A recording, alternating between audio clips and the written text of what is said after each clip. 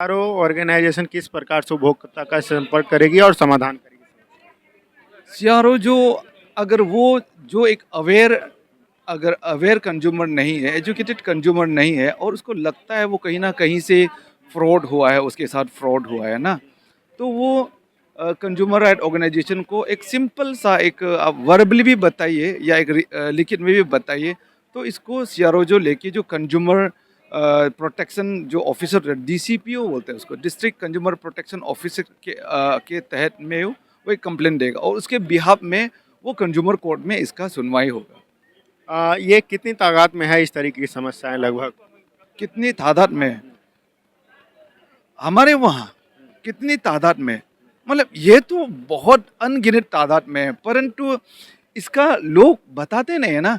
अगर हम जब कंज्यूमर लोगों को चलो अवेयरनेस के लिए बात करते हैं तो कोई सब पीछे रहते हैं, वो लोग जान के भी अनजान बनना चाहते हैं और वो सबसे आगे आपने सुने हैं कि मेरा पास समय नहीं है, क्या कंज्यूमर अवेयरनेस क्या सब जानता है, इस ढंग से वो लोग अवेयर मतलब इंटेंशनली तो नहीं है लेकिन बस दे उसको ऐसे जाने बुझे उसको इग्नोर कर देता है।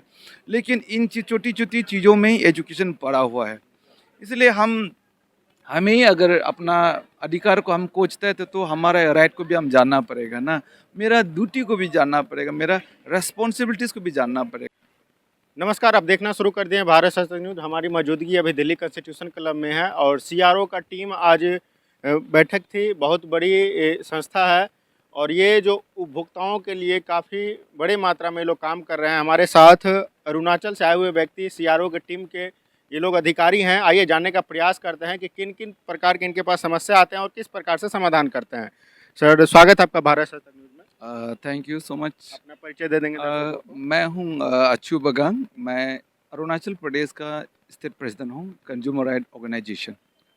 किस प्रकार के समस्या आपके पास आते हैं और समाधान किस प्रकार से करते नहीं, जो आपका जो प्रॉब्लम जो आते हैं वो तो बहुत तरह तरह के प्रॉब्लम आते हैं।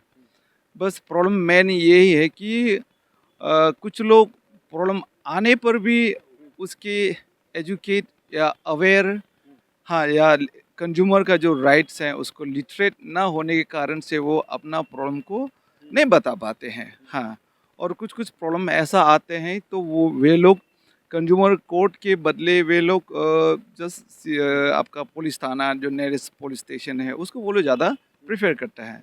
तो अभी हम कंज्यूमर राइट ऑर्गेनाइजेशन हम लोग यही ट्राई कर रहे हैं कि आपका जो यहाँ पे जितना भी अधिकार दिए गए हैं उस अधिकार को आप किस तरह से सिस्टमेटिक आगे ये करना है, इस्तेमाल करना है। आपका अपना क्या ड्यूटी है, आपका क्या राइट्स है और आपका अपना भी क्या रेस्पॉन्सिबिलिटीज़ है, इसको लेके हम जागरूकता में हम consumer right organisation Arunachal Pradesh में फैला रहा है। आज जो आप लोगों ने मीटिंग किया इसमें क्या निर्णय लिया गया?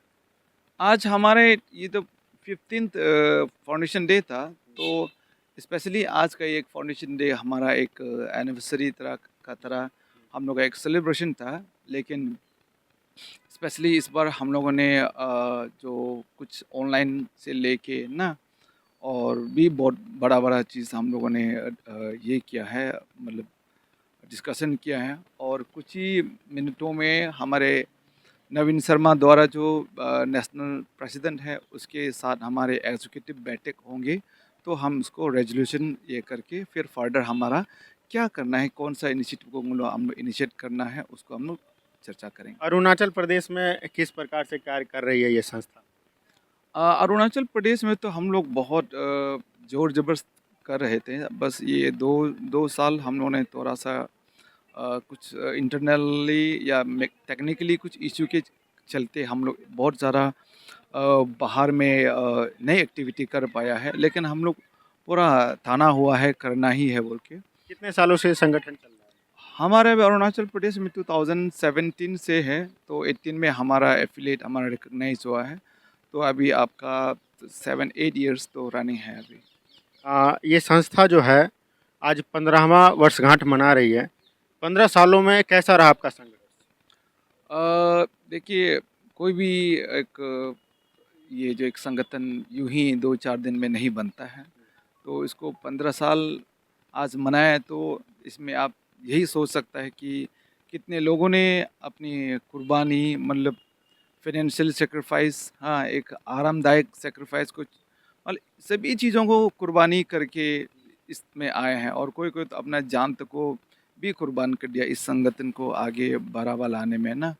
तो ऐसा है, कोई भी चीज़ एक रेवोल्यूशन जल्दी इस तरह से 2 दिन में चुटकियों में नहीं होता आप है। करोड़ों लोगों का नेतृत्व तो कर रहे हैं और करोड़ों लोग आप पे भरोसा करते हैं, कहीं मन डगमगाता तो नहीं है? नहीं, इसमें मन डगमगाने वाली बात नहीं है, क्योंकि ये एक वेलफेयर ऑर्गेनाइजेशन है।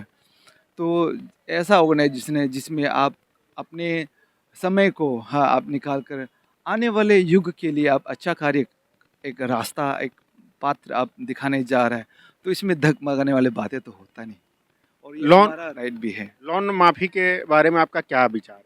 लोन माफ़ी, लोन माफिया, माफी माफी जैसे लोन माफ करने को नागरिक बोल रहे हैं कुछ लोग जो नहीं सधा पा रहे हैं, उसके बारे में क्या विचार नहीं, इसको तो अभी जैसे कि अलग अलग राज्यों में अलग अलग प्रकार का ये है, इशू है।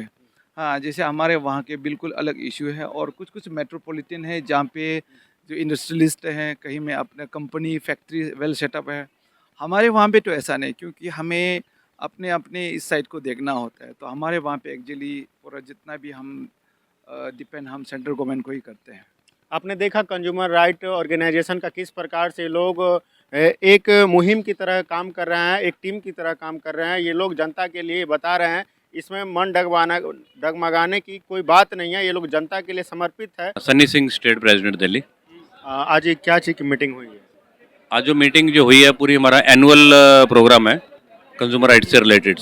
लोगों को, कंज्यूमर्स को अवेयर करने के लिए जो हमारा ये प्रोग्राम होता है, हर स्टेट में होता है, हर साल होता है। तो किसी ना किसी महीने में किसी न किसी स्टेट में होता है।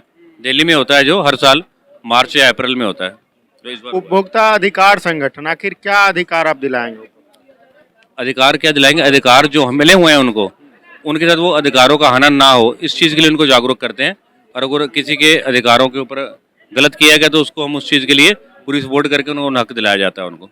आखिर लोन लेने वाले की जनसंख्या बहुत ज़्यादा है और कई 90% लगभग ऐसे लोग हैं जो लोन से पीड़ित व्यक्ति हैं, लोन सधा नहीं पा रहे हैं और कंपनियां उस पर दबाव बना रही हैं। उसके लिए आप क्या करेंगे? उसके लिए जो है हम उनके जो ब्रांच हेड होते हैं या जो भी रिलेटेड डिपार्टमेंट है, उनसे मीटिंग करा के उनकी बार्गेनिंग करके उनका लोन ख़त्म करवाने के लिए जो उनको जो फुल एंड फाइनल अमाउंट के अंदर जो कम से कम उनका हो सकता है वो सपोर्ट करते हैं हम, ताकि कुछ बैंक भी उनसे कोऑपरेट करे, लोन जो देने वाली कंपनी है उनसे कोऑपरेट करे, अपने इंटरेस्ट को या तो माफ़ करे या वो करे, जो अगर नहीं पे कर सकता तो मूल देकर उसका इंटरेस्ट छुड़वा भी देते हैं।